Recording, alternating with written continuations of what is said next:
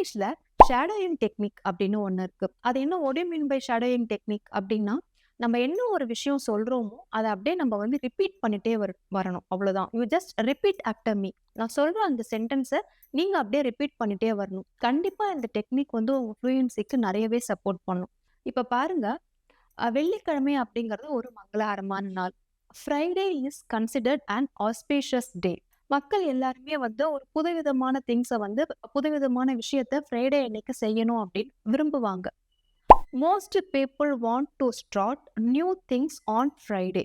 மக்கள் என்ன நினைக்கிறாங்க அப்படின்னா, அது வந்து ஒர்க் அவுட் ஆகும். அது நல்லாவே வந்துட்டு ஒர்க் அவுட் ஆகும் அப்படிங்கிற மாரி நினைக்கிறாங்க. People believe it will work out. இப்ப நான் சொன்ன அந்த 3 சென்டென்ஸுமே இப்ப நான் ஒரு தடவ சொல்லுவேன். நான் சொல்லி முடிச்சதுக்கு அப்புறமா நீங்க பாஸ் பண்ணி வச்சுட்டு, அத ஒரு தடவ நீங்க வீட்ல பிராக்டிஸ் பண்ணணும். எத்தன பேர் இந்த ஷேடோயிங் டெக்னிக்க ஃபாலோ பண்ணீங்க அப்படின்னு எனக்கு நீங்க காமெண்ட்ல சொல்லுங்க. Friday is considered an auspicious day. Most people want to start new things on Friday. People believe it will work out.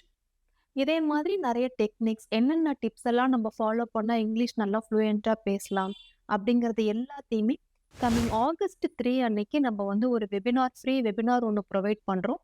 அதுல ஈவினிங் 7 to 8 நம்ம எல்லாத்தையுமே டிஸ்கஸ் பண்ணலாம்.